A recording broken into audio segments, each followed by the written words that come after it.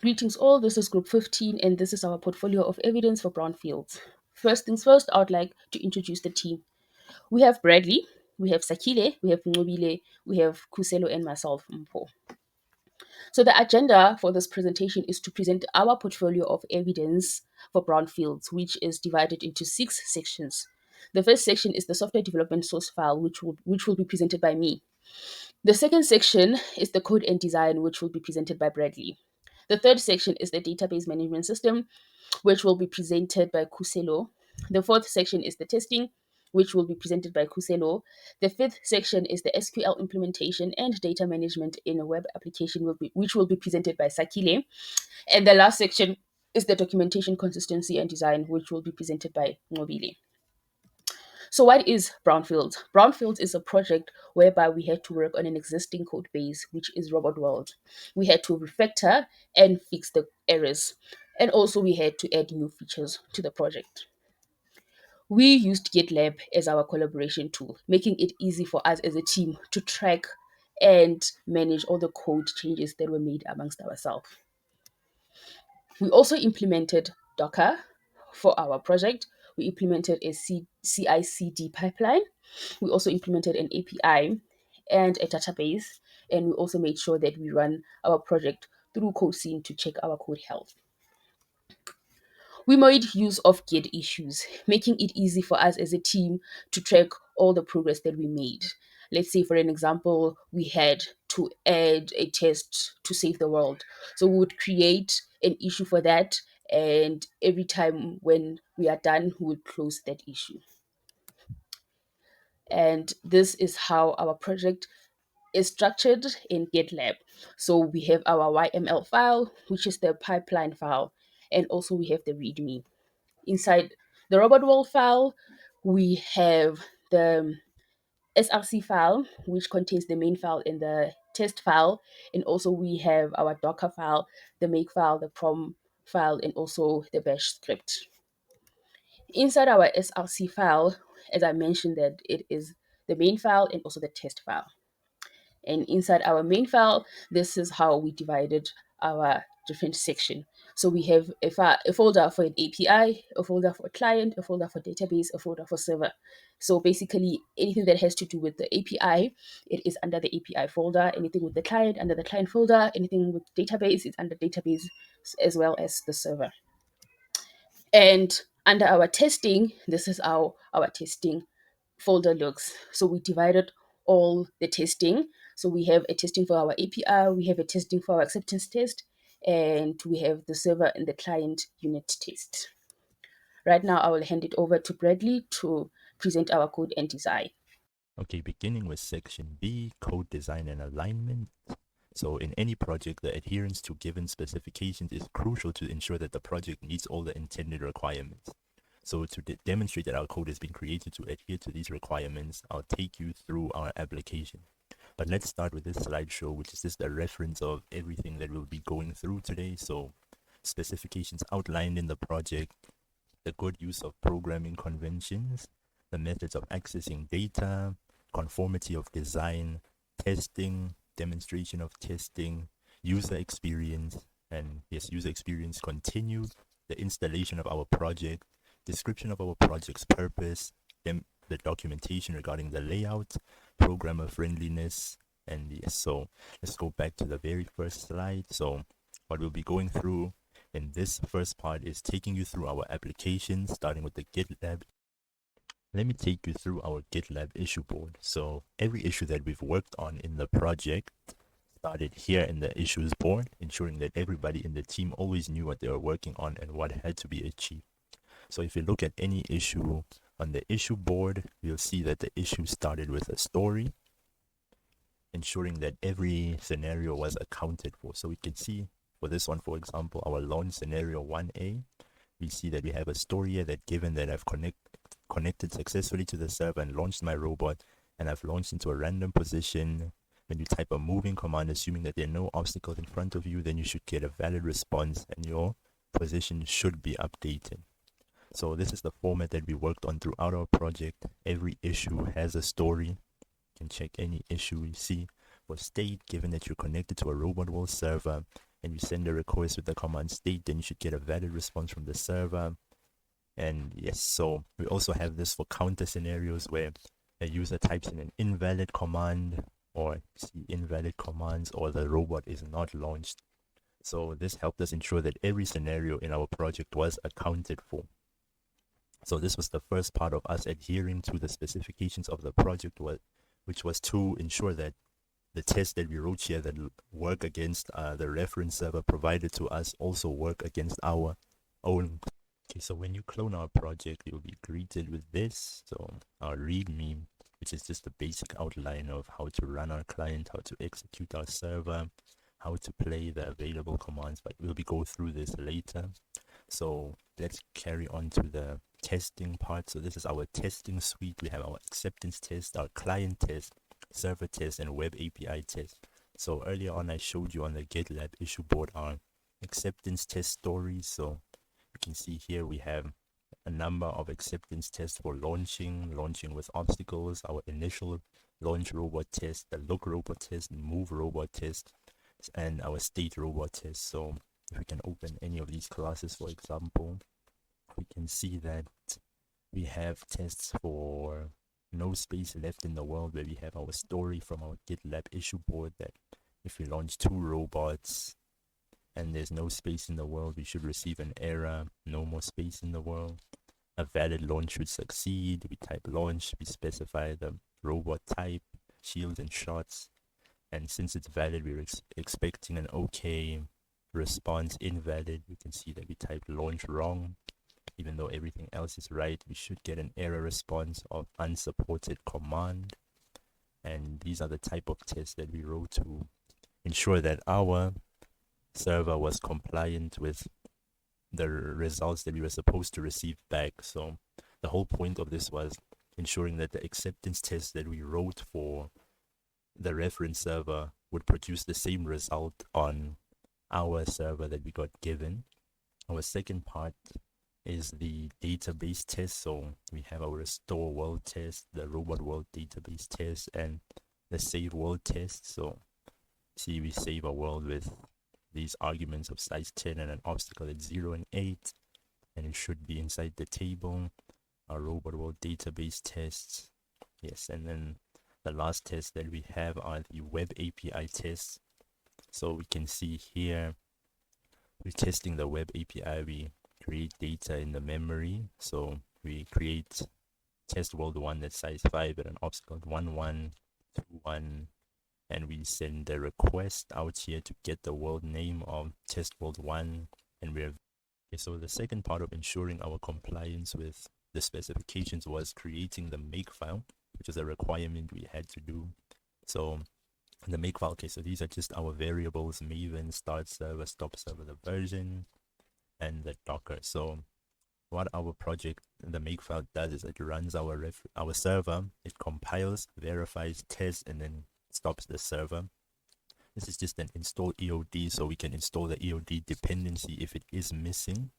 So going through compile, we Maven compile, verify, we run the jar and set a timer of 2 seconds to sleep, test, stop the server, package, and this is our release part along with our Docker, and just cleaning, so deleting the target directory. Going from that, we have our pipeline. So in our pipeline, we version our Docker. So here we are compiling, we echo compiling, go to the project directory, compile, that our tests, we print testing, go into the project directory, start the server, test, and when it's finished, we kill the server. Package, we package, go into the project directory, run the job. Okay, now that we're back at our project, we can see the pipeline is successful. When we push, we can just have a look at this. So compilation, it prints where we are here. We start the Docker image, we add Maven, we will echo, it'll download everything needed for Maven and compile the project. Go back to the testing stage and see.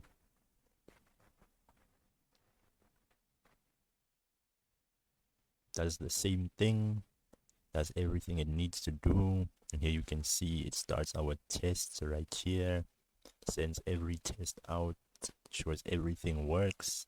And then we can see 19 test runs, 0 failures. We kill the server and the job is successful. Into the third stage of packaging. You can see the same exact process. It packages, builds success. We kill the server and the job is successful. And the last part is releasing. So we can see that it does the whole Docker imaging process and we push to our repository. So I can show you here our deploy, our container registry. We can see all of our image. And now to move on to the second section, which is good conventions. I'll be taking you through the class names, variable names, and just general usage of good programming practice and conventions. So you're able to see that each of our files are named clearly. So we have our API, client, database, and server. Inside of our API package, we have the API handler. Inside client, we have another package, client helpers, which is a request, and the client handler, the client, the robot world client, and the robot world JSON client. We also have our client, the robot world client, and in our database, we have our database connect, the app, robot world database, and the DAO for the database. Inside our server, we have a sub package called server helpers. Each has a package for the commands. You see the commands are clearly named: back command, command fire, forward command, left command look, right command turn command. We have our headers, the obstacles, response, robots, robot models, server handler, and the world. So everything is clearly named, and this also goes for our tests. Each of the test classes are named properly. So let me just minimize all of these. Inside of our test, you see our acceptance test package, client, server, web API, back command test. So we did follow good conventions throughout. We can check an example, a test. See that everything is formed correctly. Test fire command test. We follow the camel.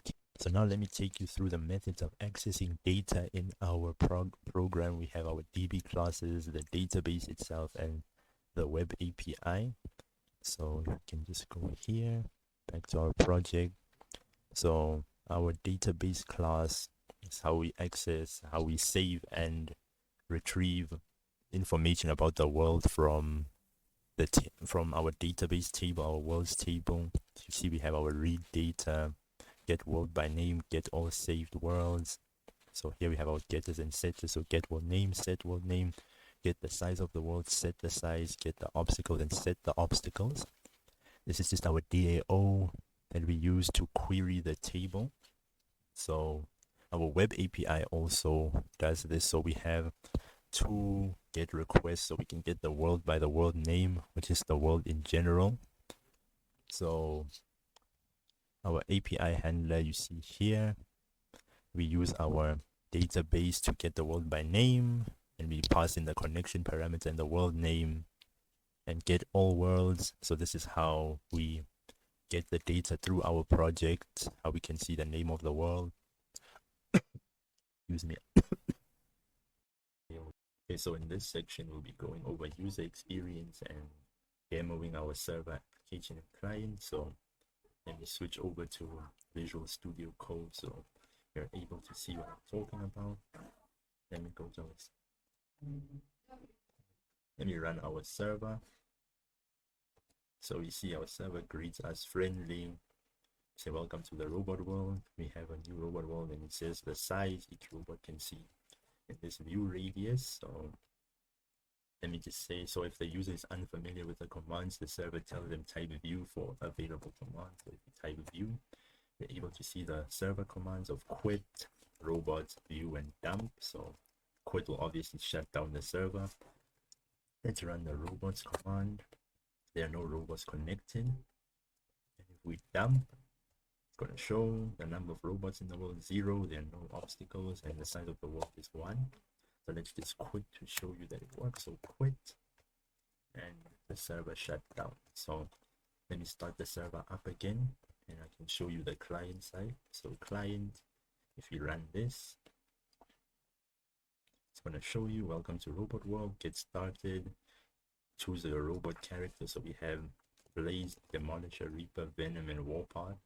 The icons aren't showing because I'm not on IntelliJ, so it doesn't support the glyphs that we used inside here, but it shows the amount of shields and shots that the robot has. So even if the user is unfamiliar, it says launch Reaper James, for example, so it would be the robot type and the robot name. So we can launch Venom Cita.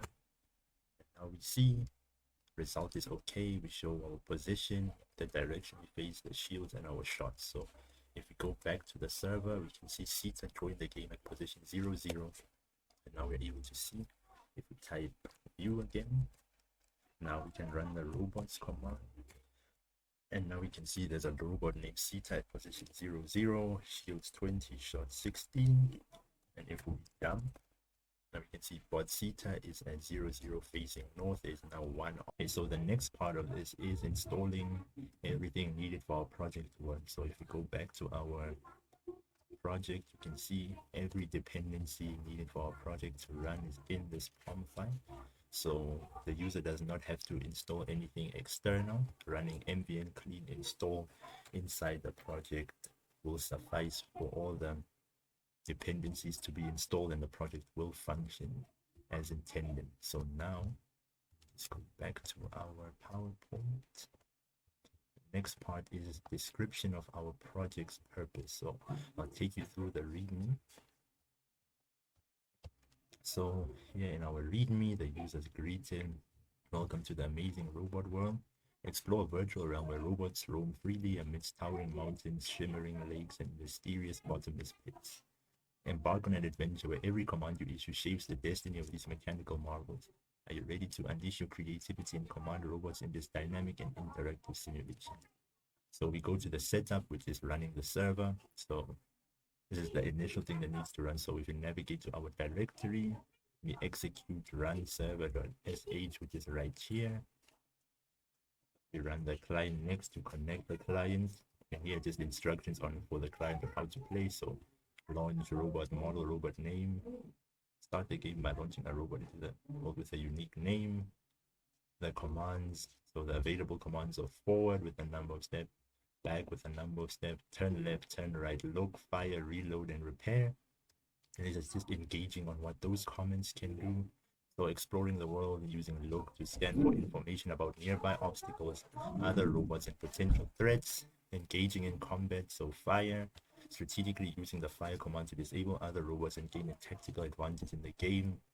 And winning, so the whole objective of the game is to navigate your robot successfully through the world, avoid obstacles, engage effectively in combat, and achieve dominance to win the game. So basically killing every other robot without dying yourself. So we can only move forward, back, left, right, and looking fire. The different types of obstacles you may encounter: mountains, lakes, and bottomless pits. Okay, the last two parts of our project are now the documentation of the layout and the programmer friendliness, so our fellow programmers would easily read our code. So let me go back to our IDE. So the project is laid out clearly. You can see, so here inside our source file, we have every package labeled, given a clear name. So API, client, database, server. Inside all of these, we have our request where there's documentation talking about exactly what this method does, the getters and setters, what this method does. And each of the methods have clear and descriptive names. You can see we have all of these, so it's not a mission for whoever's working on this to understand what it does. And the ones that don't have any documentation are pretty self-explanatory pieces of code. But generally, most stuff that could cause confusion, we do have documented. So as for the layout, everything is laid out pretty nicely. It's in its own respective package. So everything that is of a certain command is with the commands, obstacles are with the obstacles, responses are with the responses. Everything to do with the robots are with the other robots. The robot models are in their own package. Server stuff are with other server stuff in the world, and config are both together.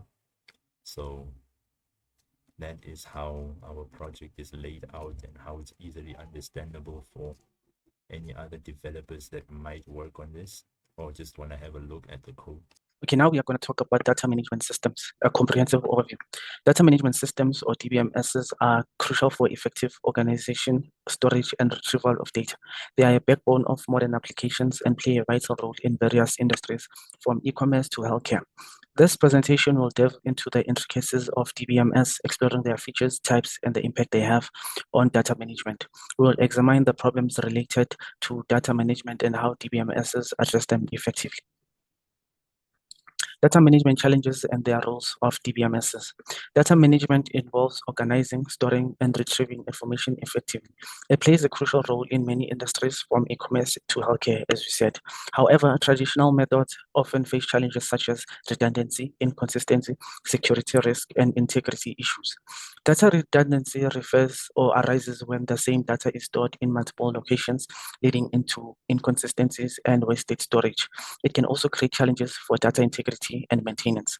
Data inconsistency refers to when data is duplicated, different copies may be updated independently, resulting in inconsistencies. This can lead to inaccurate information and unreliable decision making. Data security is a crucial concern, especially with sensitive information. DBMSs provide mechanisms to control access, enforce permissions, and to protect data from unauthorized access or manipulation.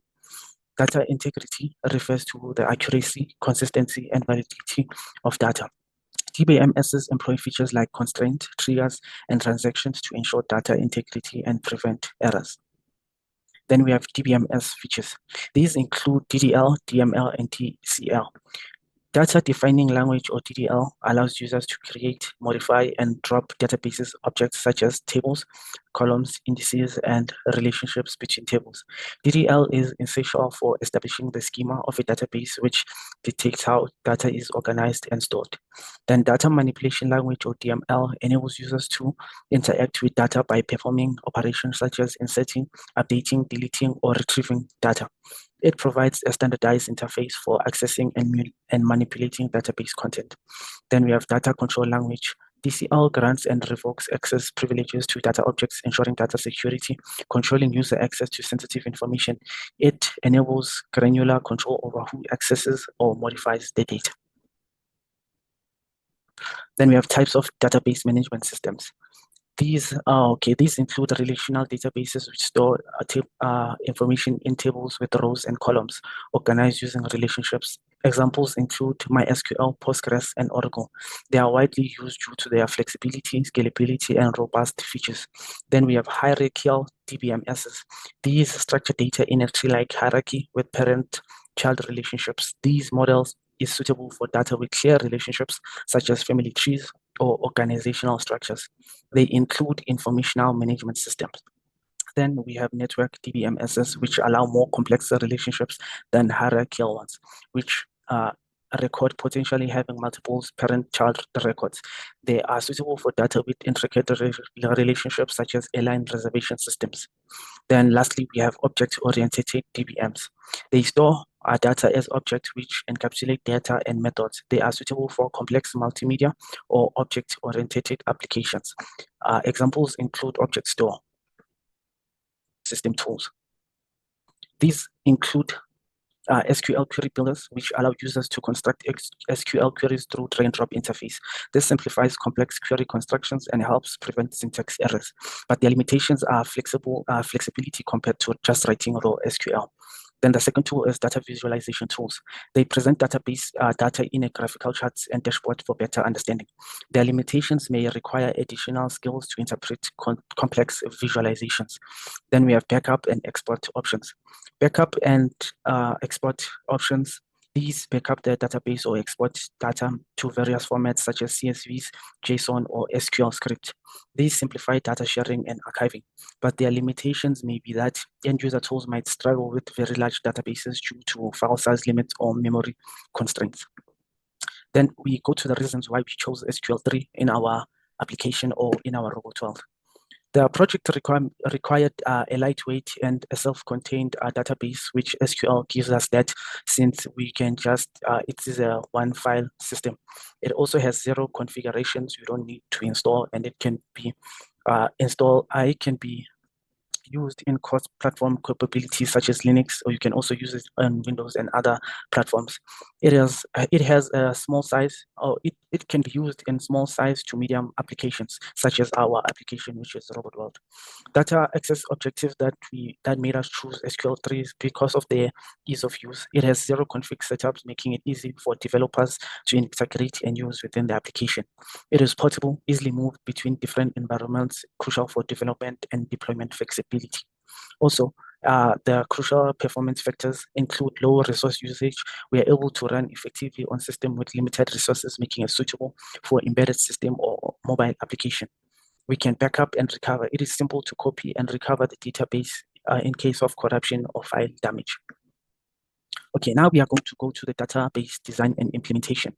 Database design, we created a table with a schema which reflects the requirements of our project. These include defining the tables, columns, and data types.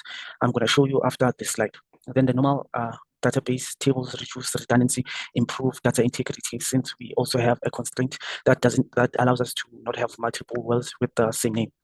Then we also are able to connect to the database, implement to establish connection between the database and our application. We use the ORM to do that.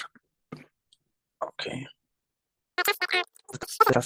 We have the whole name and the size and obstacles. These are the columns we have in our database. Queries to get the information, we have the select queries for selecting the world by their name, which is, it will return the world name, size, and obstacles from world where the world size is or the world name is specified. Then we have another query, which is a select query again, which now will list all the worlds that we have saved in our database. We can also update our world using the insert query, which will take in the world name, the size, and the obstacles. Sakhile Mlambo, and on this section, I'll be speaking about evaluating SQL implementations in the Robot World project. SQL is short for Structured Query Language, which is a standard language used to interact with relational databases, enabling this, the storage, retrieval, manipulation, and management of data within our Robot Worlds environment.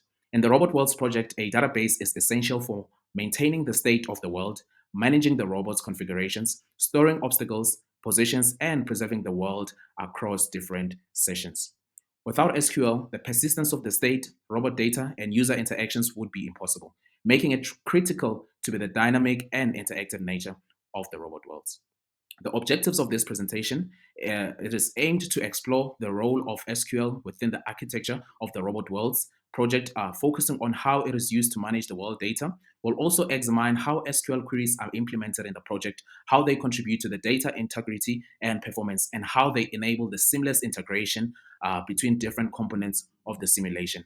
Additionally, we'll also discuss how SQL connects the back-end database with the front-end simulation interface, ensuring that all data flows smoothly and efficiently. The database is central to Robot Worlds, managing all persistent data, including robot configurations, world state, obstacles, and user commands. This data is critical for ensuring that the robot worlds can be saved, modified, and restored, allowing for continuous interaction should there be any disconnections. The database schema overview. The database consists of several key tables, including worlds, robots, obstacles, and commands. The worlds table stores information about different simulation environments, including the size and unique identifiers. The robots table include data such as robot IDs, positions, orientation, and statuses. The obstacles table captures details about obstacles in the world, including their types and positions. The commands table logs the history of actions executed by robots, helping in debugging and analysis of robots' behavior. The relationship between these tables ensure that the world is accurately represented, and can be efficiently manipulated. Here's a quick overview of 4 SQL queries. For example, we have insert, right? So for insert, we can insert into robots. So we'll have to list an ID, position, and orientation. An example would be ID 1, position 0 is to 0, and the orientation would be north, meaning that we'll be inserting a robot with an initial position at the center of the world. We also have select. For example, if we can run this, the query select from obstacles where the ID is 1, and when we select from there, we'll be able to retrieve all obstacles in that specific world. We also have the query update, and we can run update robots, and then we can set a position of 1 is to 1 for where the ID is 1, and then this will update the position of that specific robot. And we also have, we can run the query delete, and if we run delete from world where the ID is 1, we'll be able to remove the world from the database that has an ID of 1. Integration of SQL queries into the robot world's code. These SQL queries are embedded within the robot world's backend logic, typically within functions that handle robot world's creation, robot commands, and the state saving. For example, when a robot moves, an update query modifies its position in the database. Readability and maintainability.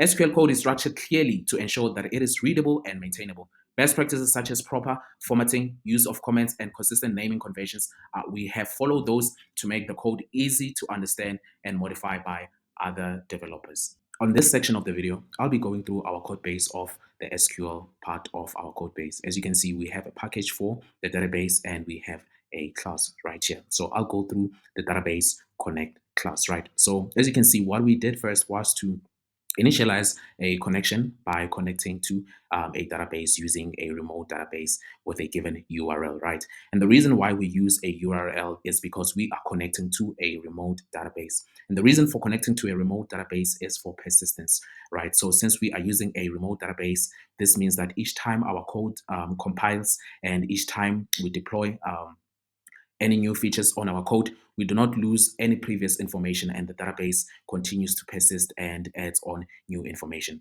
So we also have a constructor where we are establishing the connection to the database using the URL, right? And then this is a method to establish a connection to the database as given above here where we are using the database URL, right? And on this section, we have a method that creates the world if the table doesn't exist already, basically initializing the database, right? So we have SQL commands, for example, in here. So we are going to create a table if the table world does not exist already, right? And then this table will then have worlds, right? And the worlds, we will have the column worlds will have an ID. We'll also have the world name, and the text on the world name should not be null, right? And we'll also have a size, and the size should be an integer, and the integer should not be null as well. And the obstacles, we have decided to make them text, right? And then we've also made use of try and catch statements where we'll be able to try. So if we are establishing the connection, right, initializing the database, and that table already exists, we'll be able to print out that this table already exists. And if there's any issue, we'll be able to actually catch that error using SQL exception error handling, right? And we'll be able to print the detailed error, right?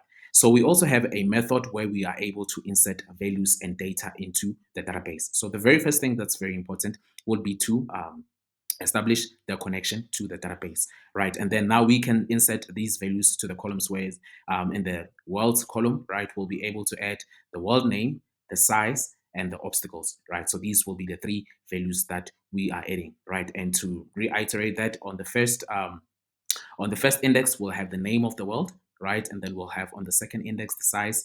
We'll also have the obstacles as well, right?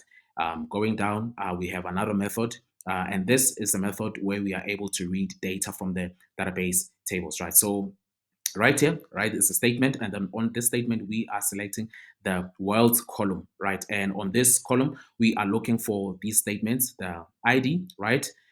This is what the column is labeled. We are looking for the ID, and then we also can get the world name and the size, as you have seen previously when we were creating the columns, and we also will be getting the obstacles, right? So since we are using this method to read data from the database, right, we are also able to update the server settings of the retrieved data. On this section of the video, I'll be going through another method we have is to retrieve a world by its name, right? So after establishing a connection, we are going to run the SQL query right here, right? And we're going to establish the connection. And then we are going to have a set statement. And then this set statement is going to say that we are going to set the string value of the first index to be the world name of, that we are retrieving, right? So we are going to go through all the results of the worlds that we are going to receive as the database results. And then from those results, we are going to then get the world name, the size, and obstacles, but we are only going to return that world. Since we have set this statement, that means we are going to get the name of the world, right? And then on this one, this method, we are going to retrieve all the wells that are saved in the database, not specifically by their names, right? So after establishing the connection again, we are going to initialize a list and then run our database query. So in this case, from the results, from the database, we want to select from the column of wells, right? And right here, we are going to get all the results, and on the results that we are getting, we are going to iterate through all the results. And for each result that we are going to get, we are going to add the world into the list that we have initialized, and we are going to return all the worlds that we have found in our database inquiry. Now we can go to the section of testing, which will just be about me showing you all the tests in our project more in detail, the acceptance test, database test, and the web API test, as well as the usage of our makefile to automate testing, as well as the pipeline and how it automates testing. So now let me just switch over so I can show you the tests. So here are our tests. So we have multiple test suites. So our acceptance test covers various scenarios. So launch robot test. So in each of our tests, before each test runs, we connect to the server with the port and the IP. And after each test is run, we disconnect from the server. So we have multiple tests. So valid launch should succeed, invalid launch should fail. Can launch another robot into the world. Launch 9 robots without an obstacle. Launch robots with an obstacle in the world. So now we have here for 2x2 world, launching a robot. Our initial suite of launch robot tests with no space left in the world. Valid launch should succeed, invalid launch should fail, and the same name is connected. Look robot test, so we have valid look command, invalid look command, robot sees an obstacle, robot sees another robot and an obstacle, as well as look in empty world, move robot test, so we have our move forward at the edge of the world, move back at the edge of the world. And sorry, let me just go to state robot test. We have the state of an invalid robot, state of an existing robot. Our restore world test, this is for our database. We see if a world can be restored. And then here's just checking if a database can be initialized, saving the state of the world. And our web API tests, we have here, we just create a database in memory and populate it with 2 worlds, and we're testing the values of those 2 worlds. So getting the valid world name, invalid world name, and then just getting world. So I can just show you our makefile, how that automates the testing process, and just clear and run our make all. We start our server, compiles the project, verifies. Now it runs the tests. No test fail.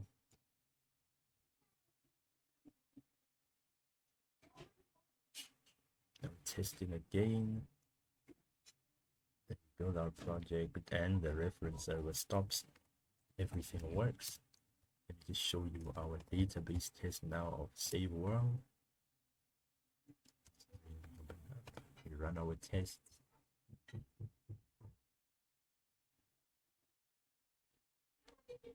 See, the test of save command works. We run our database tests. They all work too. And let me just go to our web API testing and run that.